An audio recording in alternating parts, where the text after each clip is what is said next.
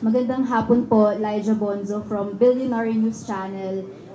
So sa kasalukuyan po ay pinamumunuan niyo po yung Louis Chavot Singson o LCS Group of Companies na sa kasalukuyan po ay may 12 kumpanya.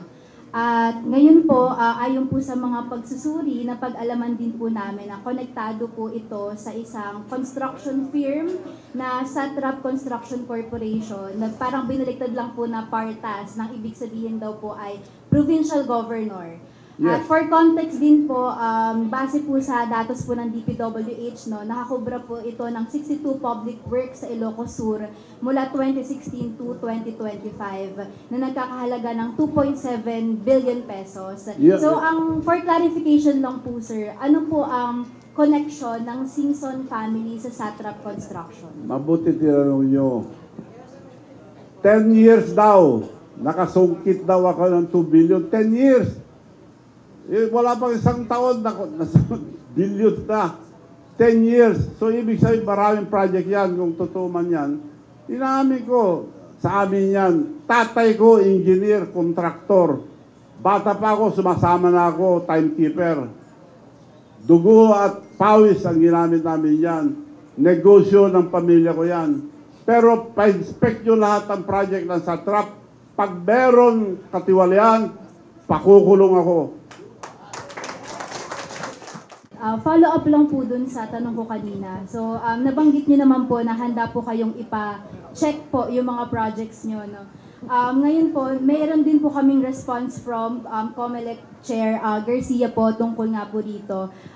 Aware naman po tayo na bawal pong maging contractor ang mga nakaupong government officials dahil daw po may conflict of interest. So sabi po ni Chair Garcia, pwede pong ma-anti-graft and corrupt practices kasi pinagabawal nga po iyon, magkakaroon ng interest lalo pa at may maaaring mabangga na interes ng publiko sa pamahalaan. So, ready po kayo na harapin po yung mga inspection sa project, pero ano po ang response nyo patungkol po dito if ever man po na may umarangkadang gantong issue?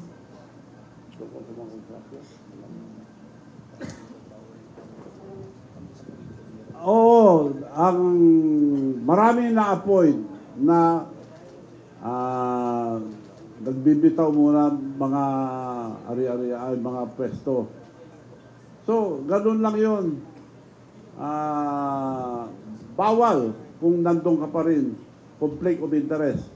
To show you one example, when I was young, I was the biggest trader of tobacco in the entire North. Nung na-elect akong governor, binitawan ko ang magandang negosyo dahil doon ako kumita ng gusto.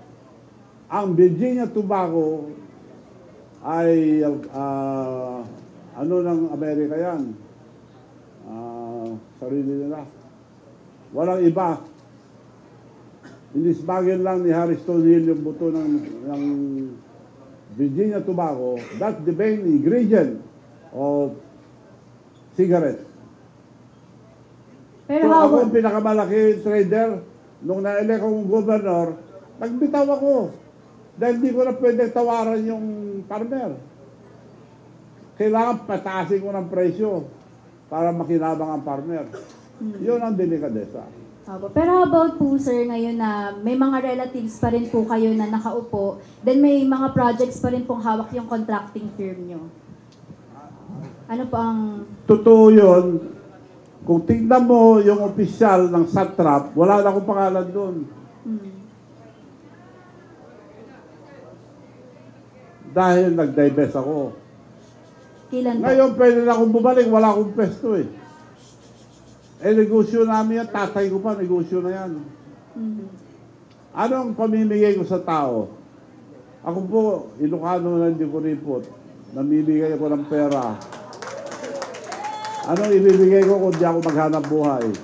Hindi naman ako nagnanakaw.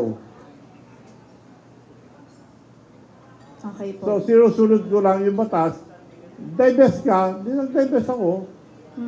Pero sir, may mga relatives pa rin po kayo nakaupo. So, medyo conflict of interest pa rin daw po. Conflict of interest kung meron sarili sila, ganun din. Kung may sarili silang construction. Okay. Sige po. Thank you.